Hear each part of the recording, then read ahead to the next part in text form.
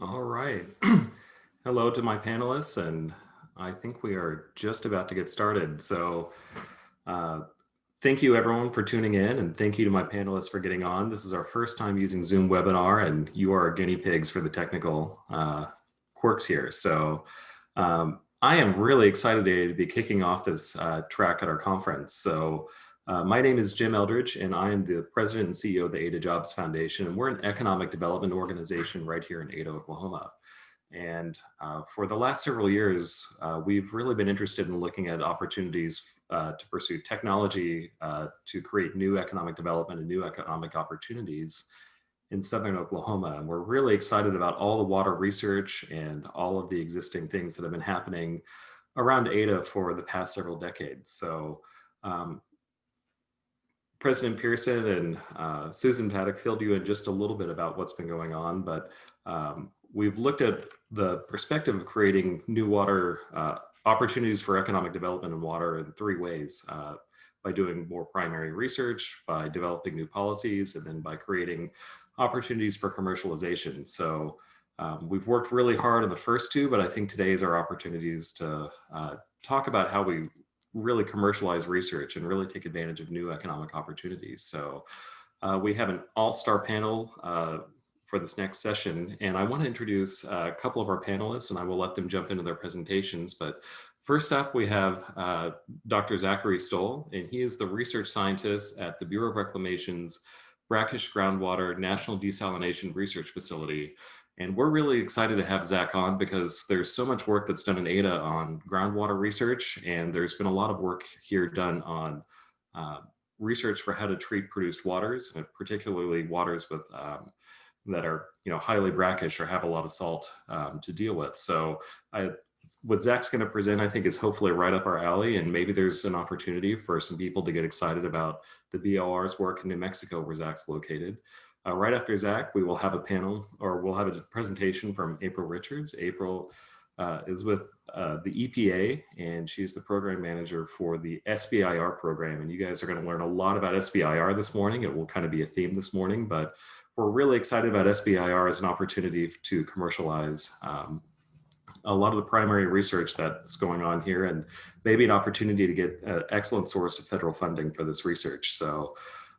I will hand it over to Zachary first and let him present, and we will go from there. And just a bit of housekeeping: if you have any Q&A, click the Q&A button down below. We have a conversation going on our Slack channel that we'll try to keep up with as well. But if you have a question, just shout it out there, and we'll have some time after each presentation, about 5 minutes or so, for Q&A. So I will hand it over really quick.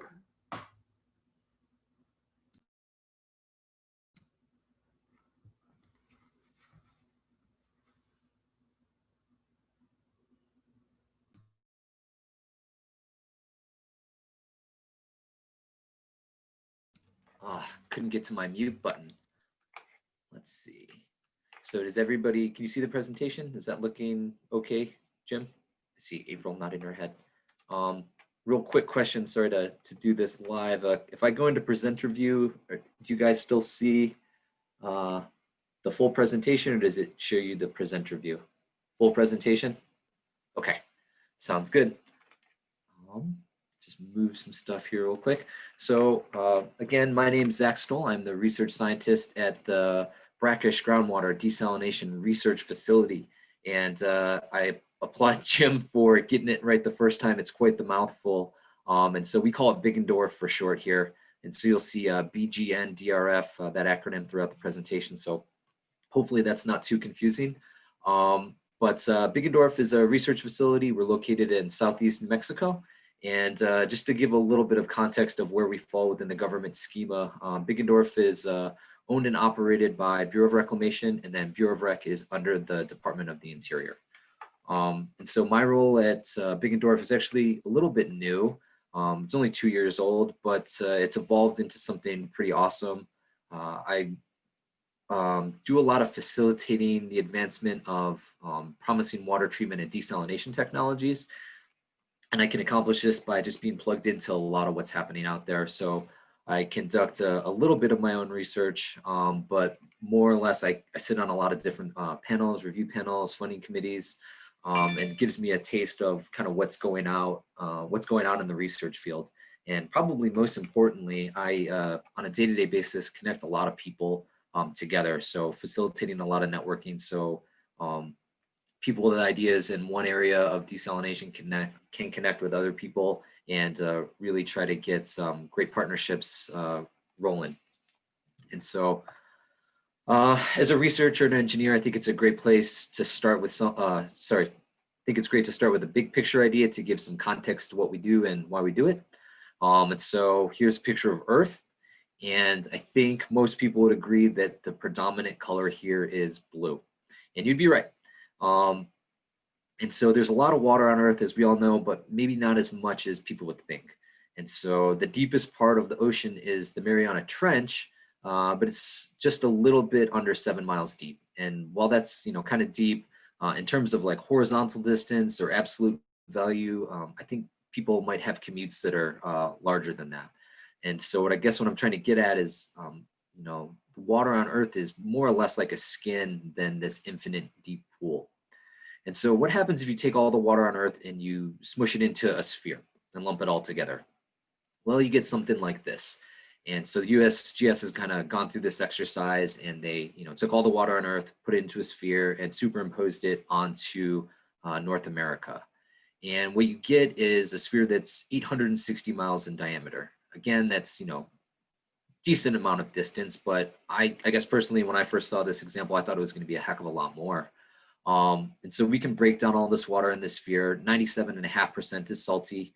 1.7% is tied up in the ice caps for now, and then 0.8% is fresh. And so what happens if we pull out just the freshwater component, so the ice and the surface water? What we're left with is a sphere that's 170 miles in diameter, so not that big. And then if we're, throwing out all the ice, then we're left with a sphere that's only 35 miles in diameter. And so as a researcher in the desal field, a lot of us think, wouldn't it be great if we could take some of this salty water and make it into fresh water? And so that's what we focus on at Biggendorf. And there's a couple different flavors of desalination. So I think a lot of people are familiar with the ocean water desalination, but the other flavor that's a little bit less known is this inland brackish groundwater desalination, or just more or less inland desalination. And so we don't focus on ocean water desal for a couple of big reasons. And so one of those is there are a lot of different nuanced challenges with doing inland desalination. So if you're on the ocean, it's great. You take your salty ocean water, you do desalination, and then you make fresh water, right? So you get a lot of fresh water, but then by default, you kind of get left over with this salty concentrate or brine. And what do you do with it? Well, if you're on the ocean, you just shoot it back out into the ocean.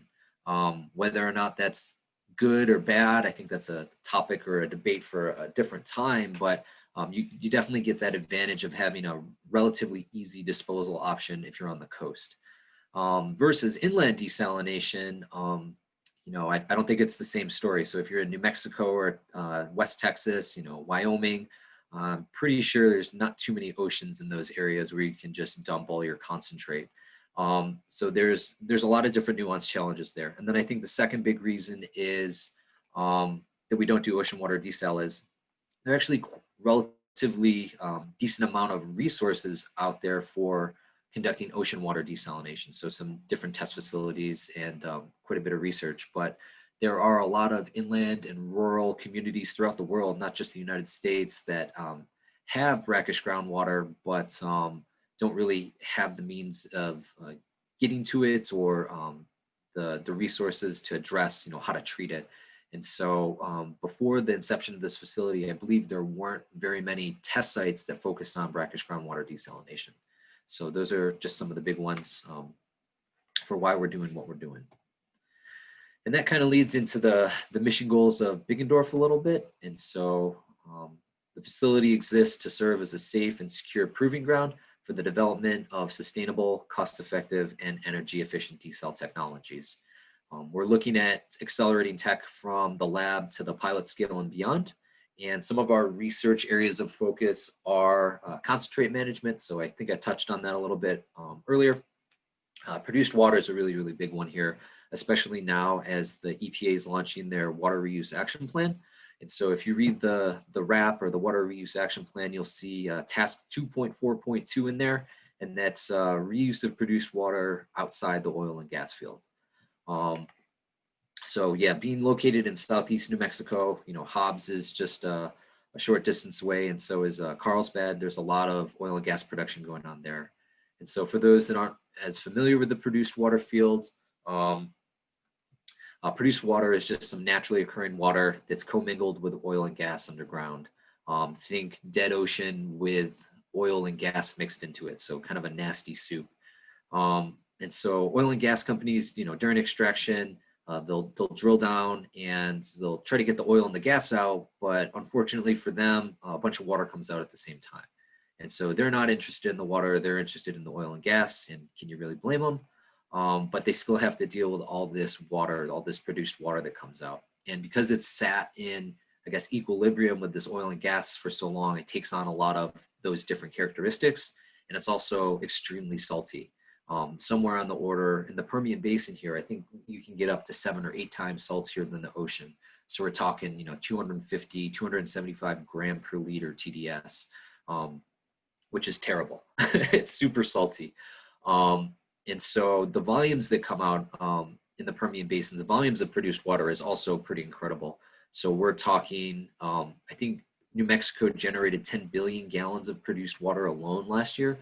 And Texas was, 5, 6, 7, 8 times that in volume just in Texas alone. So, managing this produced water is pretty difficult. And I guess a lot of that to say that, Biggendorf is pretty well positioned to take advantage of some of the research that's going on there, host some treatment technologies, and try to get that ball rolling a little bit more. And so I'll talk about that in a little bit towards the end. Our third focus is desalination tech integrated with renewable energy. Desal is pretty energy intensive. I wouldn't say it's necessarily energy inefficient, but it uses a lot of energy. So novel ways to get desal to use less energy is always a great avenue. And then I guess lastly here, small scale desal systems. We've actually funded a couple of projects that integrate the last two. So at our facility, we have a mobile solar array that's completely off grid. And we've had researchers take that array plus some reverse osmosis systems to the Navajo Nation and clean up some of their water fully off grid. So RO plus PV panels. And while it's not a research area, one of the things we are really focused on is public outreach and education. So pre-COVID, we had a lot of tours that we would give. A lot of public would just come in and say, hey, what's your facility? What are you guys doing? And we can give a presentation and educate the public there. And then something we're really proud of is each year we host this event called Discovering Desal. And it's a really fun event where we take all the third graders in the city and the surrounding areas and we teach them about water treatment and desalination. So it's this week-long event. It's entirely exhausting, but it's super rewarding at the same time. And so I think to date, we've taught over 3,000 students. And so if you're going to do all this research, you probably need some money, right? Addressing some of the biggest challenges in desal isn't cheap. And so Reclamation recognizes this, and we have annual funding opportunities, and every once in a while, we throw out a really big prize event. And so I'll just kind of go through these a little bit quickly because you can find most of these on our website, and I'll have those links towards the end of the presentation. So our main funding opportunity that happens each year, probably around late spring, early summer, is DWPR, which is the Drinking Water Purification Research Program. And total funding amount kind of ranges anywhere from about 5 to 6 million historically. And we're talking 250K ceiling for lab scale work and 800K for pilot scale proposals.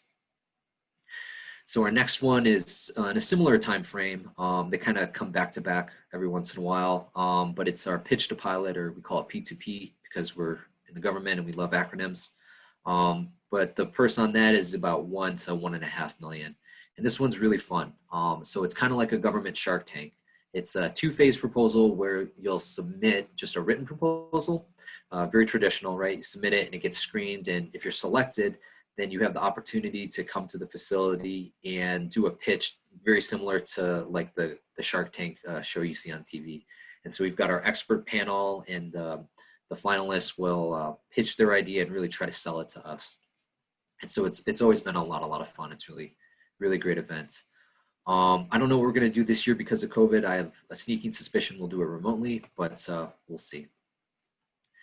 And so we actually have a pretty large prize event coming up in 2022, I believe. The date is still tentative. We're about to launch the official announcement in October, so stay tuned for that. But this is more or less a follow-up to a really big prize event we had in 2015 called the DCEL Prize. And so the focus of the DCEL Prize was to look to accelerate technology that could desalinate brackish groundwater for irrigation uses. And, the teams came to the facility. I think there were 5 or 6 teams. They set up their equipment, and they, there were constraints on the type of water you needed to generate. So I think it was like 2,000 gallons and it had to meet a certain salinity. But the whole kicker here was that it had to be entirely off grid. So you weren't allowed to plug in or anything. You had to either bring your own batteries or bring your own solar panels.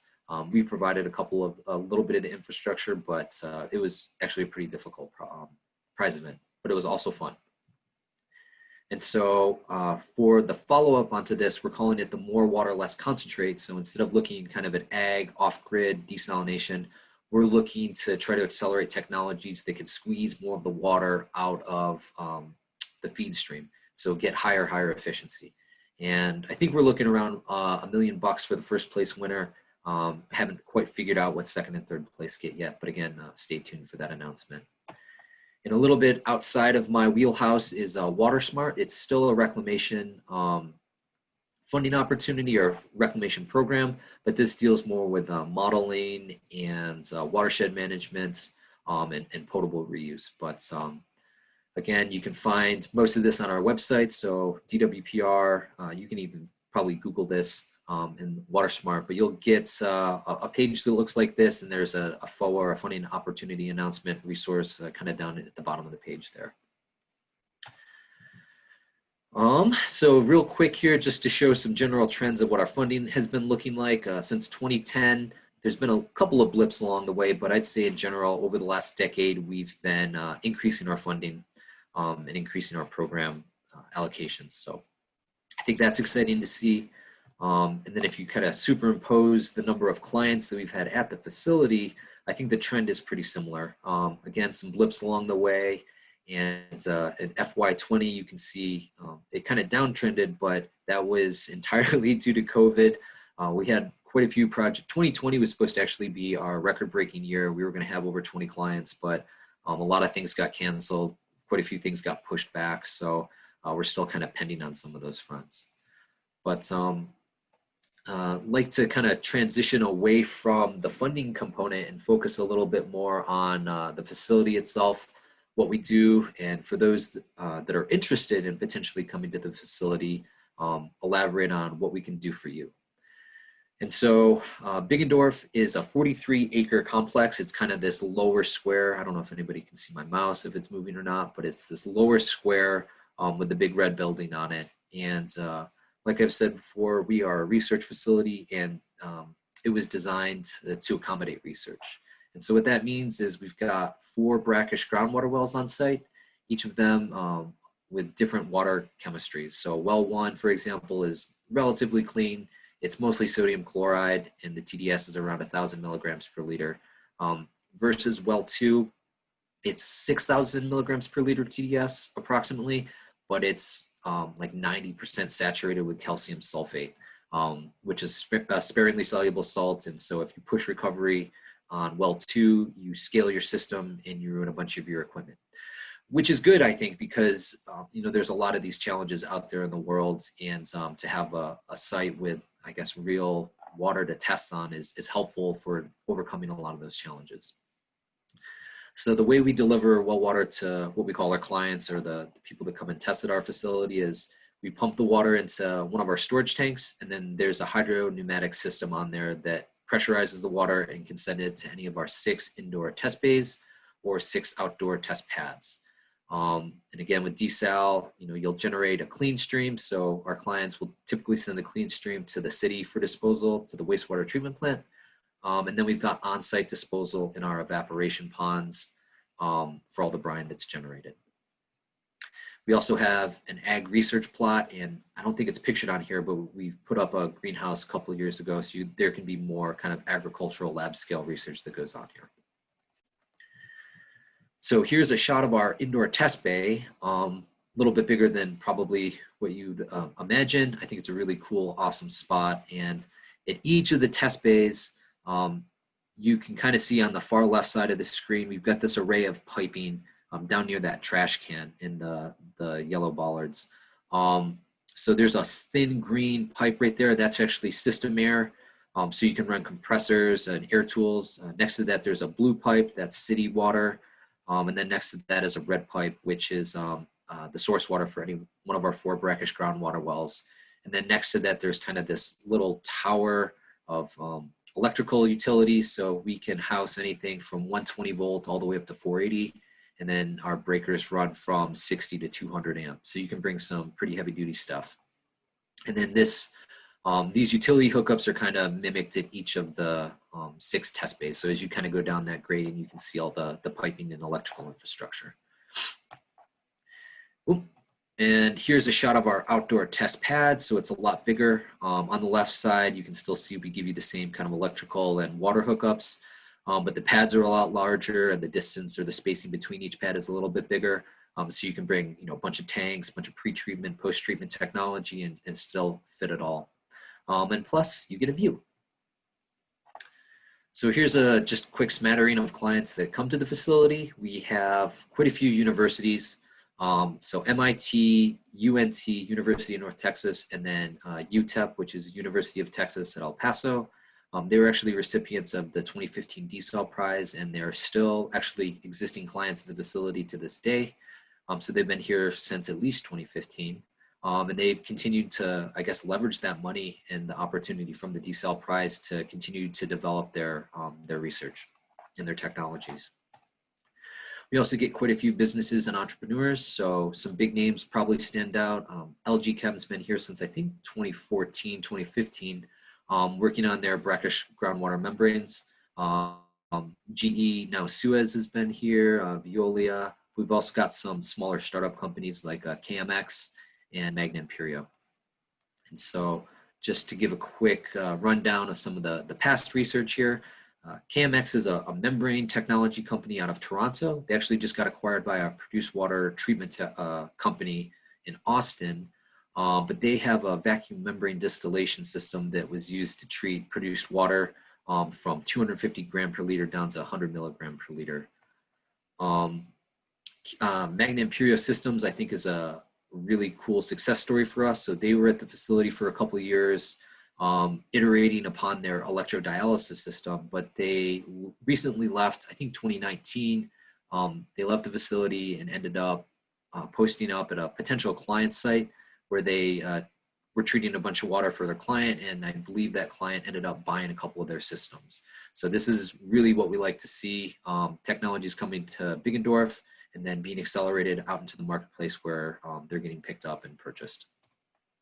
And then real quick, we just did this is a small flex. We recently did a research, we did some research with LG Chem where we were looking at using their membranes to remove PFAS from our groundwater. And so just to summarize, Reclamation has a bunch of funding opportunities throughout the year. The facility is actually open to anyone, whether or not you get Reclamation funding or not. And we provide a bunch of on-site testing. We're not charging any fees right now, so it's free to use the electricity, free to use the water, free to use the facility.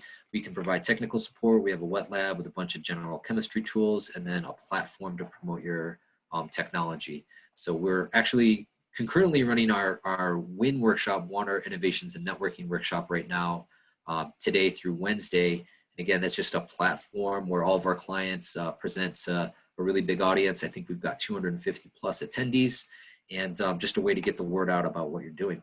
And so I guess my contact information right here, but I'm about a minute over, so I better be quiet now. Well, thank you so much, Zach. And this is, I think, a really, really interesting topic for us. I don't see any open Q&A, but I do want to ask you one question before we let you go on your way and uh, go on to whatever you need to go on to. But I know that it's been really hard in our experience to bridge, work in the public sector and work in the private sector, especially when there's a lot of R&D and a lot of money going through. Um, what's the experience been like for your clients, and have you encountered any interesting bumps along the way with how they've used your facility or um, learned to use your resources? I haven't really experienced too many bumps, I don't think. Quite a few of the technologies that come through are relatively mature. So there's a technology here from AdEdge.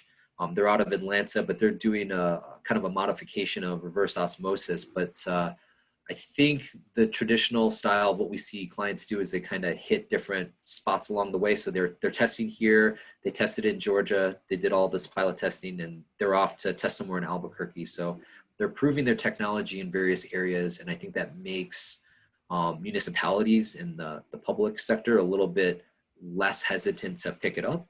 And so when they're testing kind of at this scale, at this larger scale, I think it removes a lot of risk and a lot of uncertainty. So it's still definitely a challenge, but again, reclamation's here to kind of try to bridge that gap, throw a bunch of money at it, get it to a spot where municipalities and other people are feeling pretty comfortable about it. Well, that's awesome. And I know we had just a comment from Jake White, and I think you covered this sort of at the end, but are there any other successes you guys want to highlight coming out of your facility, or anything else you want to mention before we move on? I think one of the bigger ones was LG Chem. So they have been at our facility developing their brackish groundwater membranes, and they launched that product, I believe, early 2019. And I've heard that they had, they had annual revenue targets that they were trying to hit, and I believe they hit those in Q1 alone. So their membranes are just kind of flying off the shelf. And they've recently, I think, don't quote me on this, but I believe they've specified them for PFAS removal, and they are the only membrane company that is saying that they will remove PFAS to a specific target. And so I believe they just got picked up for a really big project in North Carolina. And I have a feeling that their specification of PFAS removal did had a part in that. Well, that's awesome to hear. And Zach, we appreciate you coming and presenting to us and being our first guinea pig right off the bat. So you deserve tremendous credit for that. Certainly, if anyone wants to get in touch with you, they can contact us. They can contact the Oak Institute. You guys have a great website. I'll also plug, you guys have a newsletter that I actually read. It's worth reading. So if you get on the list, you'll hear about all their great opportunities and, you know, funding challenges and things like that coming up. So encourage you guys to seek them out. And Zach, thank you so much. Thank you very much, Jim.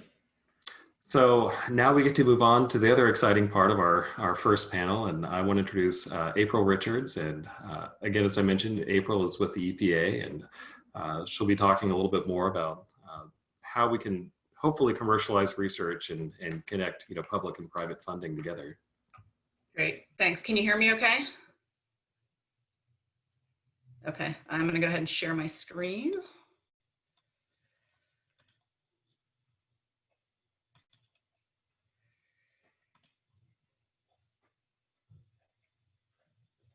All right, does that look good? Okay, great. Well, thank you, Jim, and all the organizers for having me. We have transitioned many meetings to virtual this year, and I know it is no small task to get all those moving parts together, so well done. And I really enjoyed Zach's presentation. I love pictures, and I really need to sign up for his newsletter because a lot of those opportunities would be good for our companies too. So anyway, I am April Richards. I am the program manager for EPA's Small Business Innovation Research Program, SBIR. And I'm going to talk to you a little bit about the EPA's program, the larger program, and then just talk about our connection to water technologies. And let's see if I can advance my slides.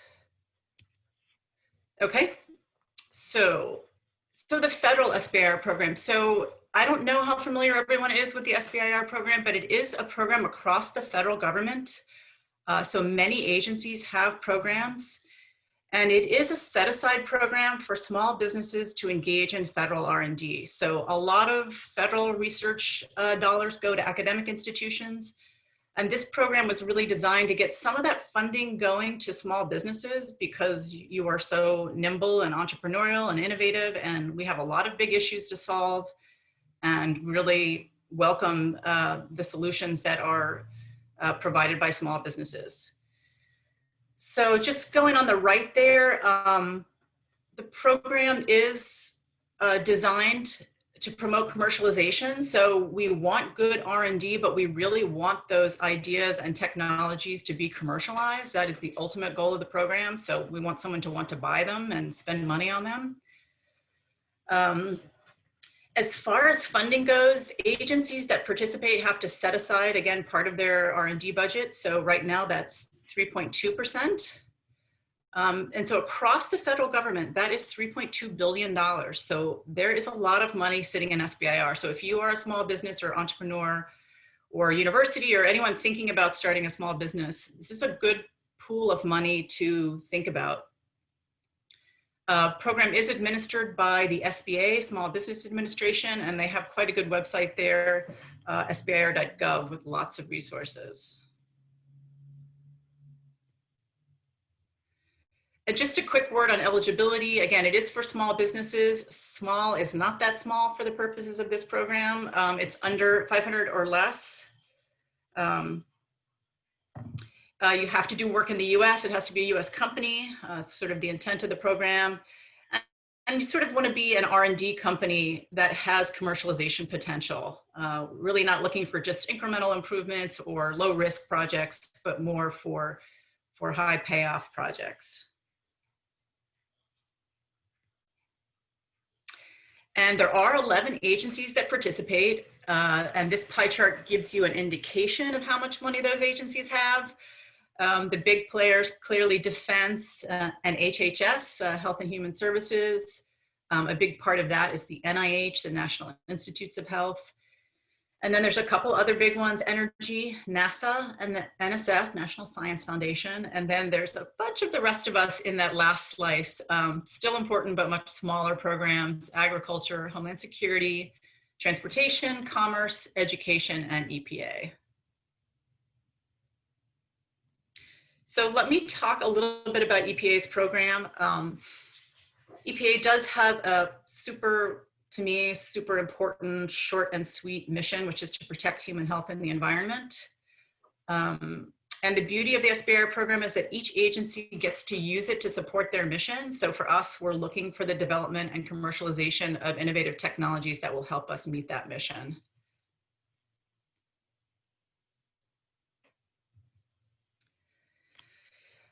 And the program is designed in a phased approach, and all the agencies do it this way. So it's phased. Phase one is for proof of concept, and we sort of make a lot of these smaller awards for a short amount of time. This is kind of like the idea phase, like come to us with your good ideas. Let's see if we can prove them out. If you are successful in phase one, then phase two is a larger investment. So more time, more money, really take that technology idea towards commercialization. So for us, that's $400,000 for 2 years. Again, you saw where we were in the pie chart. We're kind of on the small end. So some of the other SBIR agencies have much bigger award sizes. So just something to keep in mind. Money is given out at our agency as a contract. Some agencies use grants, but either way, it's not a loan. You don't have to pay it back. We want you to be successful. We want you to take the money and do your best and get that technology commercialized if you can. There's also a little supplemental funding. For us, we call it the commercialization option, and that can be added to phase two. That, again, that's to incentivize commercialization. And if you do get third-party investment, we can do a partial match. For us, again, it's $100,000.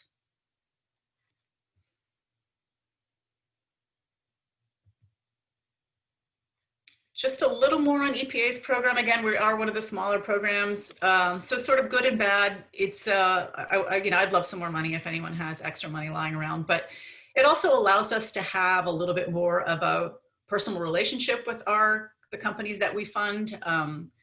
We do work to provide an EPA technical connection to all of our companies. So if you are working on a water technology, then we try to link you up with someone in our Office of Water that will have interest and expertise in that area. We really do put a focus on commercialization.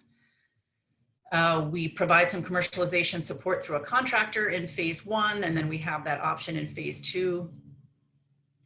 We work hard to communicate projects. We are pretty adept, not me personally, but others are adept at social media. We communicate success stories. We have a newsletter. So just ways to help companies really achieve success. And I do think it's sort of self-perpetuating. And then last but not least, we're helping to protect the planet. So that is super important. So as far as funding opportunities, we really just have one per year. Again, that's sort of typical of the smaller SBIR agencies. Other larger agencies may have multiple opening dates per year. They also may have rolling dates. So I'll talk a little bit about some other agencies. So if you do have interest in them, you can just check out the timing of their opportunities. We do one a year. Again, ours was in June, and so the next one won't be until June of next year. And I would just say, I'll mention it again, but at the bottom is our listserv, kind of like the Bureau's presentation. If you do have any interest, that's a great way to just stay up on our opportunities. We won't spam you too much, but we do send out a few things during the year, just if there's any prizes or opportunities that might be important to you. And then when the solicitation comes up and the topics are out, we'll send that to you. So you would know right away what areas we're looking for this year. And so let me talk a little bit about that. So we do shift up our topics from year to year, depending on what priorities are out there. We keep these broad topic areas largely. So clean and safe water, always a big one for us. It is part of our core mission.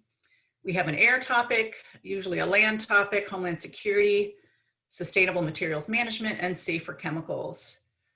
And now, while the obvious topic area of importance to this group would be clean and safe water, I'll just say that we do have water topics under Homeland Security as well. EPA is responsible for water security. So we do often have a water topic there. And we do care about the life cycle of all these technologies. So we care about the impact of water use on all of them. So they all do have some water component anyway. But let me just talk a little bit about some of the clean water topic priorities that we've had over the last couple of years. Interestingly, Zach mentioned the reuse, but this year our topics were related to both monitoring and treatment for water reuse applications. And we did directly link that to the WRAP, that's a water reuse action plan. EPA kind of spearheaded it, but that's an effort across many, many water stakeholders, and probably many on this call are familiar with it. But anyway, we're trying to get some water technologies through the SBIR program in support of the WRAP. And we did get a really good response to that topic. We're looking at those proposals now. And that really, we asked for pretty broad areas. It was across scales, you know, from decentralized to larger scale, different applications, industrial, potable, gray water, all different kinds of water reuse applications. And just to kind of shift gears, the previous year, we had a whole array of different water topics, not really focused on any one area, but we looked for sampling devices for microplastics. We looked at rehabilitation for water infrastructure, PFAS, these perfluorinated chemicals that are so problematic. We're looking at ways to not only remove them, but destroy them and not just transfer them from one medium to another. Point of use treatment, antibiotic resistant bacteria, cyanobacteria, you know, related to the HABs issues, and resource recovery for wastewater systems. So a whole different array of water priorities in prior years.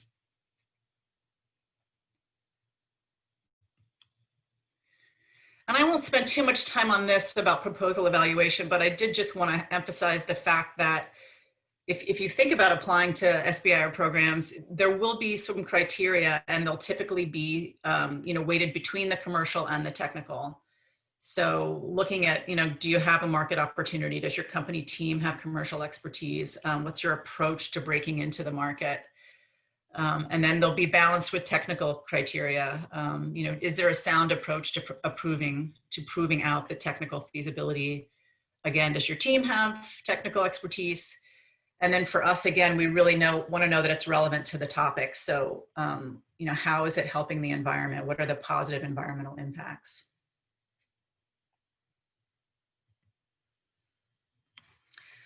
All right, let me just do a little commercial break for some of my other sister agencies. I do this because I have mentioned that EPA has a smallish SBIR budget and some of these other agencies have much larger SBIR budgets. So if you do have an environmental technology that you're thinking about getting funded, or if you have a water technology, these other agencies would also have opportunities. National Science Foundation will say that they are basically topic agnostic. They just want commercial success. So always a possibility to look at NSF.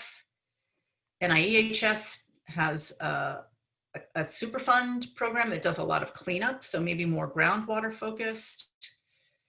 Department of Energy does a lot with the Water Energy Nexus. So again, they fund more water projects than you might think.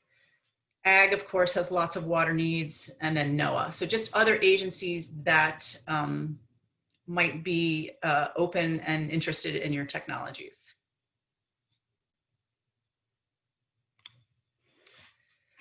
And then I just wanted to do a couple of EPA SBIR success stories. These are all kind of related to a topic we did a while ago, which was on wastewater. And EPA really loves taking whatever would be considered a waste and making it into a resource. So we looked at not only wastewater treatment, but how we could recover valuable commodities from wastewater. And so these three all do that. ExploSafe is one of our funded companies, and I know they're speaking later, so I'll let them talk about their technology, but they've done a great job developing sorbents to recover and reuse nutrients from wastewater, which was a priority for EPA. And then they take those nutrients and make them something valuable. Again, I'm going to let them tell you about their success so I don't get it wrong or not as updated as it should be, but we've been really happy with the results from that funding. They're in Stillwater, Oklahoma.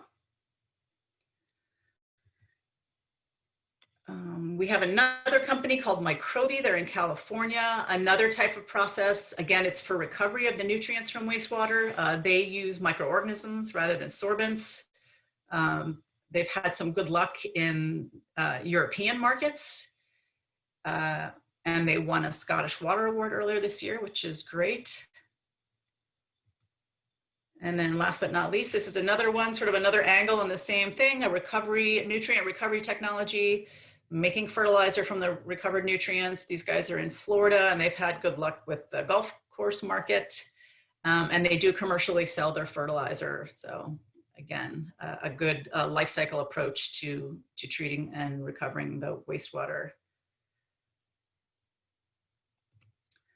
I just want to say a little bit about trying to get more information. I don't know, again, I don't know how much everyone knows about SBIR, but it can be a little overwhelming. I feel like 11 agencies and different dates that solicitations are released on different topics and where do I fit? SBIR is sponsoring a virtual road tour. This, of course, used to be an actual road tour where they'd pack all the program managers into a bus and drive them all around to different states. But I guess lucky for anyone now, it's virtual, so I don't think it really matters where we are, but these could be good opportunities to talk to multiple agencies on one day. You just get a little Zoom room and you get like kind of speed dating with all the program managers. So again, if you have any interest, these October and November dates could be good opportunities to pitch your technology and get feedback from a lot of different agencies. And there's some more information there on the SBIR Road Tour.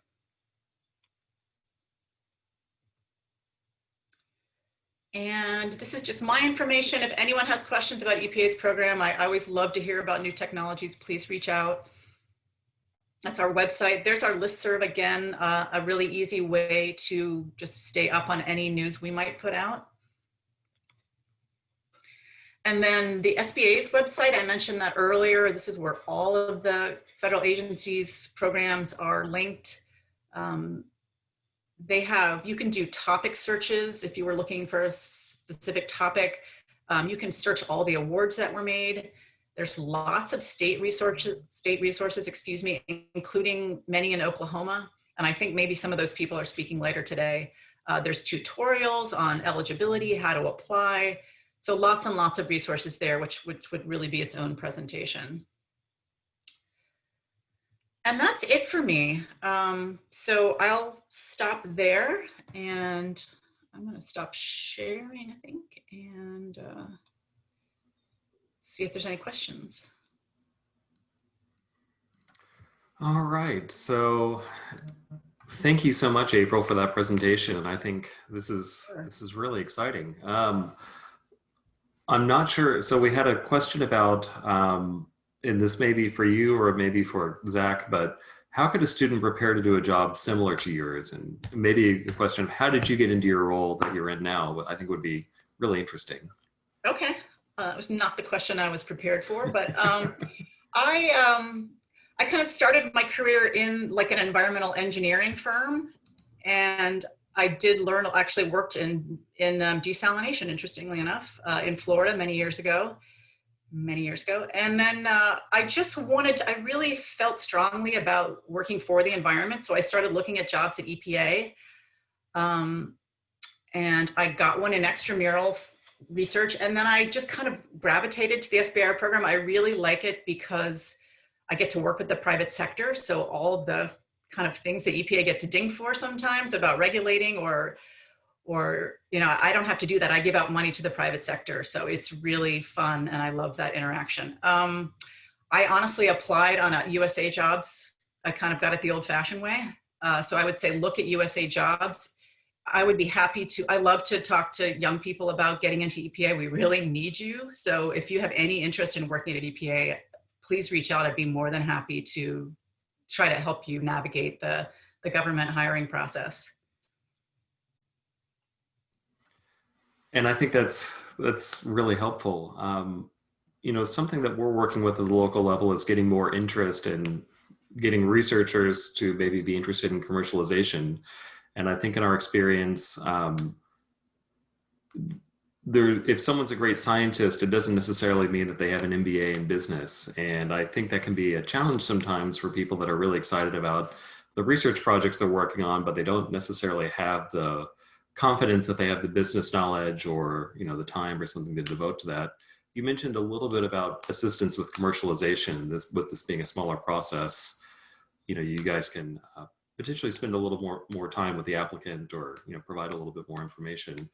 What would be your advice to a researcher that's out there that's really excited about this but isn't sure about making the jump into the private sector or something that way?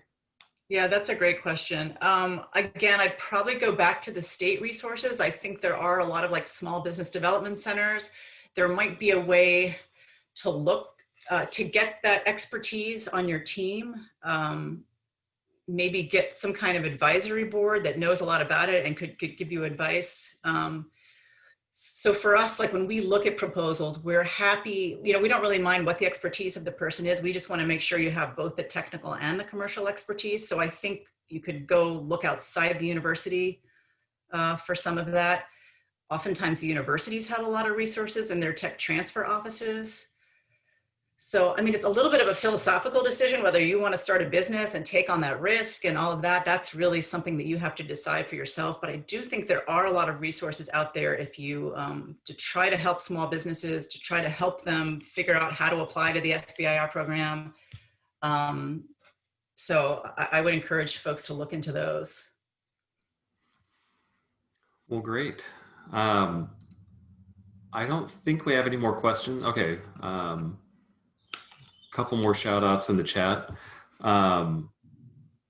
If anyone has a question, type it in right now. We can hang out for just a sec, but I do want to thank April again and say this has been a great kickoff to our presentation. And again, we are experimenting with this virtual format and we're really excited to bring you in to lead off this conference. So to everyone, we're going to take a short break right after this. So please stay on the line. Let me make sure we didn't get anything else.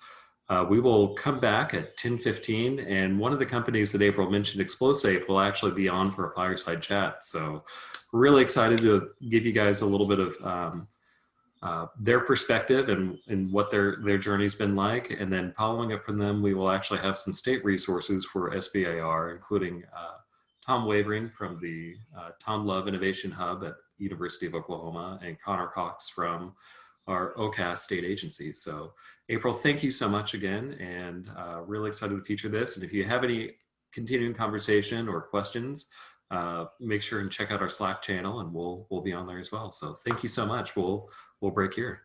Thanks for having me.